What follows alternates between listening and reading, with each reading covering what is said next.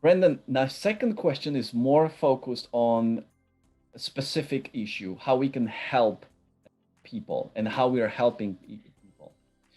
Is it important, based on your experience and what's your opinion on that, is it important to know exactly what you want to do?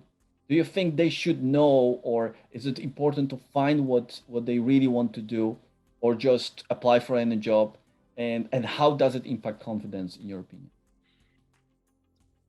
It's the first part of the process, Kristof, is some people will know what you want to do. Some people want to do too much, and that's a barrier that Mm-hmm. that presents limitations and obstacles.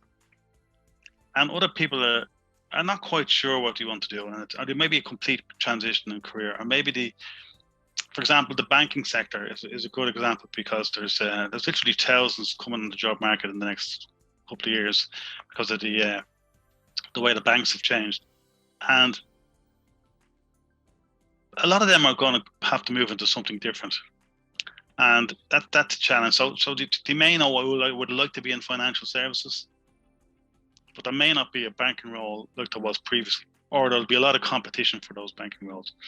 So, but in terms of anything they do, certainly, if you could, it's very important that you decide as early as you can, and you will most likely need support on this. It's very hard to do all this on your own, but you've got to decide on, okay, what are my skills, what are my strengths, what are my core values, what value can I bring? Remember, this thing is somebody has a problem and you're trying to be the solution. Keep that in mind. So if I want to get to that position or have an aspiration to do this, what skills do I need? What answers will I have to give to be able to get into that position? And what upskilling do I need as well, and retraining and so on? Who do I need to talk to? Networking, a huge part of all this. Who should I talk to that will give me some really good advice? You can spend hours and days and weeks Googling for information. If you can have a 15-minute cup of coffee with a person at the coal face, it's invaluable, the amount of information you will get straight in the horse's mouth, basically, and you'll build up a rapport as well. And I would encourage people to continuously seek out people that can actually help them and give them advice. It's a two-way process. You've got to be equally generous with your time and ask, what can I do for the other person? And it's a powerful mix when that collaboration takes place. So you do have to, if you haven't decided what you want to do and you start to lose direction and vision of where you're going, and that will erode confidence. And it doesn't take long to erode confidence. I've worked with lots of people through job care, as you know, and a lot of seasoned professionals, highly qualified people, very experienced people, and not working for a while and not being able to find another job. Their confidence gets eroded very, very quickly because they stop doing the things they've always done.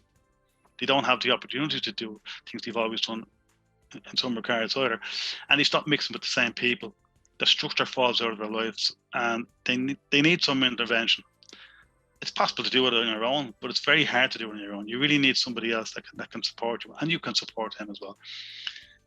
And then you've got to decide then through that process, okay, what do I really want to do? And then once you know, I always say, start with the end in mind. Okay, and we touched on this in the previous conversation. If there was no limitations and in the ideal situation, and you couldn't fail, but you want to be realistic as well, what would you really want to be doing? And then with the end in mind, then, okay, what do we need to do to get there? And there will be obstacles, but what do we need? How do we overcome some of those obstacles? And there'll be different solutions for those different obstacles, but you're working towards an objective in the end. If you have your head down and you're bopping all over the place, you don't know where you're going, you can get very disorientated and lose direction very, very quickly. But if you know where you want to go, it may take a while to get there, but you're making progress all the time, and you're keeping your confidence. Absolutely. And somebody made a great quote in one of the JobNet programs a number of years ago: action beats fear.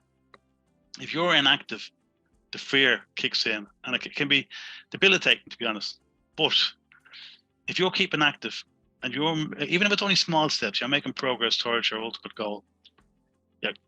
You've got the momentum, you've got your confidence, and that direction is brilliant, and it'll support you the rest of the way because you have a vision, and that's really, really important. But the first part of that is where do I want to go? And I say it has to be realistic. Don't say I want to go to the moon, whatever. It's got to be realistic. But that not to dampen anybody's aspirations or dreams. Just be a bit realistic with what's possible, and then work out what you have to do to get there and who you need to talk to. And the key part is, people talk about doing exams and upskilling and so on. That's important. But the most important thing to do is to talk to people that know what you need to do. You build up rapport, you hear about opportunities, and you feel like you're accompanied along the journey. And this is a journey. That's why we term the new business restart journey, because you're on a journey, and you'll have a few restarts to your journey through your whole life. And it's that journey done alone, it can be very lonely. But if you're involved with the people in the process, you're never alone, to be honest. Absolutely. That makes sense. Absolutely. You inspired me to actually and remind me a few things from my experience. When you say about a purpose, we already mentioned that before our conversation. And when I was going through first time myself, finding my why, my purpose, and I mentioned to you, I used Simon Sinek method, which is of course not so easy. There you can find a TED talk that say in 5 minutes find your purpose, and they say who you are, what you do, and then the other three, who you do it for, what they need or want, and what change you make. By answering those questions, you create a baseline. But Simon Sinek beautifully, with two other authors in his book, create a system that mentioned the same as you. You need a second partner to help you in this discovery process, to make it right. So you need a coach, mentor, or someone who's really open to do that, because it will take a little bit of time. And that's why you see how vital is the role or assistance from the person who knows this process, who can help you to identify. Because, as you said, if you have this purpose, you stop drifting. And I've noticed when people come to me, oh, I want this job, but let's find it out. As you said, what are your values, what you believe? Because you want to have this motivation not for 1 or 2 months. You want to have for a lifetime, or at least very long time. So you need to find your deepest why. Amazing. And as you said, this reverse engineering process, you have the goal and you work the step back, is a great way of finding, or okay, because very often people, when they come to me, or say, I would like to be I don't know, CEO of the tech company, and okay, great, let's check what CEO of the tech company is. Let's check a few profiles, let's move this few steps back, and then you will know the first step. You won't see that as impossible. You'll see that this is possible, and your first step, as you said, action, small steps, and you get there. That's the thing people don't understand sometimes, that those small steps are the fastest way to get there, because you create this plan. And then when you said networking in support that, talk to that CEO, talk to 10 of them. Few of them will reply, as you said. Now we can have virtual coffee, and they'll give you an advice. And I have a great example that one of my clients sent a message to 3 professionals, directors, who were discussing certain subject in the big company. And one of them, the major actually of them, replied, giving advices how to get the job there. So it's so important and vital that you make that action and step. And the last thing is what you said, the confidence comes with it. If you know exactly, if you imagine yourself, you're in a position and you know exactly what you want, you're much stronger. The fiber of your being saying, yes, this is something I want. Absolutely. I totally. I've seen this firsthand so many times. It's so important. And I've spoken to lots of people, and I changed their mindset very quickly, because a lot of people are reluctant to ask for advice or ask for help. They see it as a sign of weakness, or they think the other person won't help them. My experience, and I got this experience very early on, 95, probably 99% of people are happy to help if they can. it's important you don't intrude on somebody's privacy. You don't ask for a meeting in the boardroom on a Friday afternoon with a senior person, but you ask for a cup of coffee. And everyone will give you 15 minutes over a cup of coffee because we all have a cup of coffee. And usually what actually happens, that cup of coffee can go on a half an hour because there's two people engaging, they're building up a rapport. And if you're listening, by the way, even to what the person is telling you about the challenges that they have, the issues that they have in their, say, sector, listen carefully, because they are giving you opportunities even to collaborate with them if you have those skills. And I got so much work when I started off as a consultant by asking for advice and asking, can somebody give you some help over a cup of coffee? And first of all, they give you some really invaluable advice. Then they start talking about the problems that exist in their industry and their companies. And I'd say, have you tried this? Have you tried that? What about this? Well, to be honest, Brendan, we haven't really got the resources to do it at the moment, and I haven't got time to be watching all that. I wouldn't even know where to start. And I'd say something like, "Would you want me to have a look at your processes? Won't charge you anything. Won't cost you anything. I'll have a look at your process. I'll see what I think, and I'll come back and I'll give you some recommendations. You can completely ignore the recommendations. You can get somebody else to implement the recommendations, or I'll do it for you. But there's no obligation whatsoever." And then I would go in, I'd give them recommendations, and they would take me in to do a few things because I've gone to the bottom of offering my service. And once you get the foot in the door and you build a rapport, then it's amazing how many new opportunities come from that. Because they start asking, "Brendan, have you any experience in this, by the way?" "Yes, I have. Could you do this for us as well?" Or I might say, "Have you thought about somebody doing an audit on your supply chain operations, or say your distribution processes, or your marketing process?" "No, how would that work?" "Well, this is how it would work.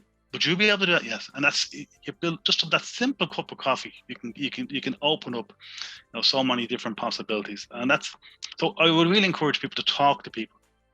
Mm-hmm. As I mentioned earlier on, networking is a two-way process. It's building relationships. Some people are phased by it, but we all network. It's building relationships. We do it naturally, to be honest, but we don't know it's networking. But the key thing to remember, it's a two-way process. It's equally about what you can do for the other person.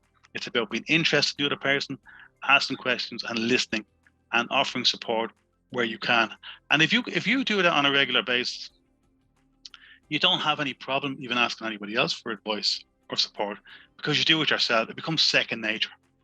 It's only if you don't do that, it's difficult to ask somebody else for help. So you got to practice what you preach. And I've made some fantastic friends over the years, and great connections, and who I still keep. And even yourself, same situation. That's how you meet people. That's how you open some doors. And you find after a while, the whole web comes in together and connects people. Suddenly, everybody knows everybody.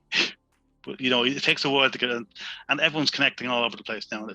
It's brilliant. That's how you'll get the information, and you'll get the support, and you'll hear of opportunities. There's some frightening figures out there, and you may have heard some of these.